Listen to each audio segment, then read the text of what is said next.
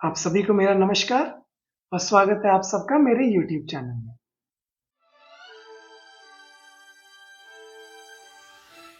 मेरा नाम दिव्यांग है।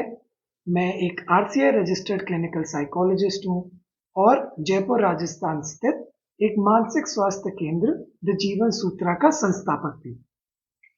लास्ट वीडियो में हमने चर्चा की थी कि एंजाइटी क्या होती है और उसके लक्षण क्या होते हैं।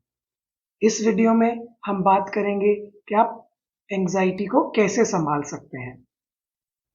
एंजाइटी का सबसे कॉमन लक्षण होता है अधिक चिंता। अगर आपको बहुत ज़्यादा चिंता होती है, ज़्यादातर समय आप चिंतित ही रहते हैं या छोटी-छोटी चीज़ों को लेके आप बहुत जल्दी चिंतित हो जाते हैं और वो चिंता आपके दिमाग में बहुत समय तक रहती है, तो आज मैं आपको एक ऐसी टेक्नीक बताने वाला हूँ, जो आपको ऐसी परिस्थितियों में मदद कर सकती है। इस टेक्नीक का नाम है वरी पोस्टपोनमेंट।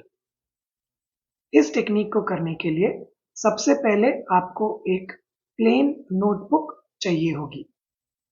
यह नोटबुक आपकी वरी डायरी बनेगी, जहां पे आप अपने सारे चिंता वाले विचारों को लिखेंगे। दिन में कभी भी, किसी भी समय अगर आपको चिंता होती है, तो आप अपनी इस डायरी को निकालें और उसके अंदर किस विषय पे आपको चिंता हो रही है, उस चीज को नोट डाउन करें। हो सकता है आपको अपने एग्जाम्स को लेके चिंता हो सकता है आपको अपने शारीरिक स्वास्थ्य को लेके चिंता हो सकता है आपको अपने रिलेशनशिप को लेके चिंता हो, या हो सकता है आपको चिंता हो कि आगे मेरे साथ क्या होने वाला है। जिस भी विषय पे आपको चिंता हो रही है, उस विषय को आप इस डायरी में नोट डाउन करें।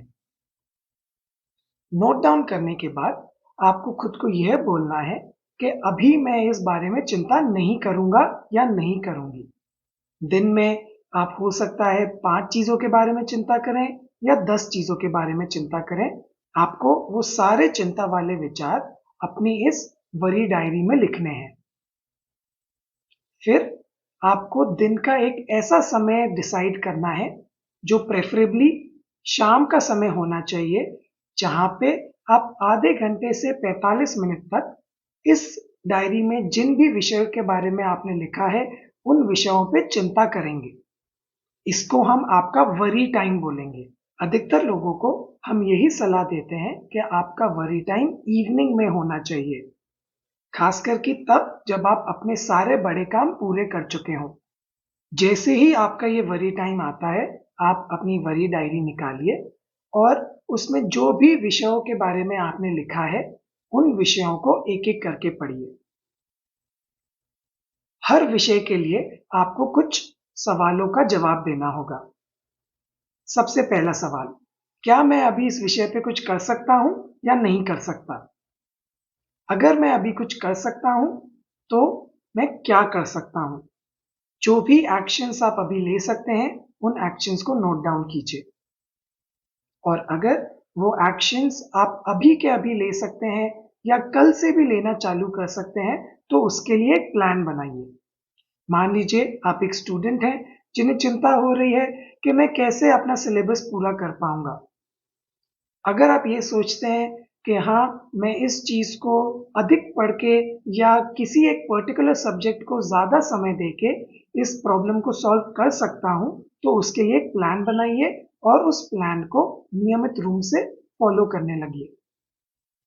परंतु अगर आपने जो विषय चुना है, उस पे आप कुछ भी अभी नहीं कर सकते हैं, तो अभी आपको खुद को यह बोलना होगा कि इस समय पे इस विषय पे चिंता करने में मेरे को कोई सहायता नहीं होगी।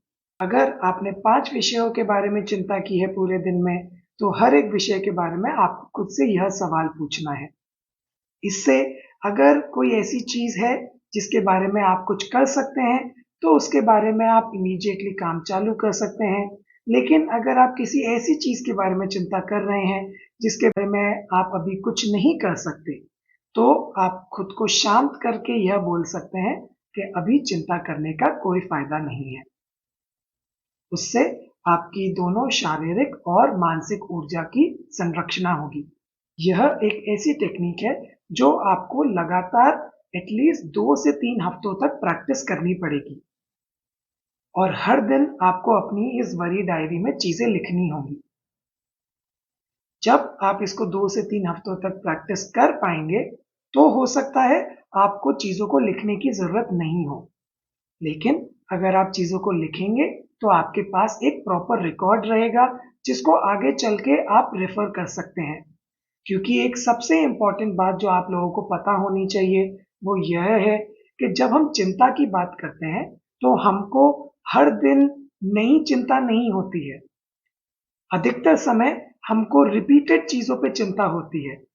बच्चों के लिए वो एग्जाम्स हो सकते हैं, पेरेंट्स के लिए वो फाइनेंसेस हो सकते हैं, अडल्ट्स के लिए वो रिलेशनशिप्स हो सकती हैं, लेकिन चिंता का विषय उतना नहीं बदलता है। और अगर आपके पास ये रिकॉर्ड रहेगा, तो आप अपने रिकॉर्ड को हर बार रेफर कर सकते हैं, देख सकते हैं, पढ़ सकते हैं, तो आपको बार-बार उन चीज़ों पे अधिक चिंता करने की ज़रूरत नहीं होगी। अगर आप किसी पे काम कर सकते हैं, तो आपको काम करना चाहिए। लेकिन अगर आप किसी चीज़ पे काम नहीं कर सकते, तो उस बारे में आपको चिंता नहीं करनी चाहिए। अगर आपको ये वीडियो पसंद आई और आज आपने कुछ नया सीखा हो, तो कृपया इस वीडियो को लाइक करें और कमेंट करना ना भूलें। और अगर आप ऐसी ही और वीडियोस देखना चाहते हैं, तो हमारे चैनल के सब्सक्राइब बटन और नोटिफिकेशन बेल को भी क्लिक करना ना भूलें। आप चाहें तो मेरे को मेरे इंस्टाग्राम और फेसबुक हैंडल्स पे भी फॉलो कर सकते हैं, जहां पे मैं हर दिन आप अपने मानसिक स्वास्थ्य को सुधारने के लिए क्या-क्या चीजें कर सकते हैं, उस पे कंटेंट डालता हूं। मेरे साथ इस वीडियो में जुड़ने के लिए आपका बहुत-बहुत धन्यवाद और अगली वीडियो तक के लिए जय श्री राम।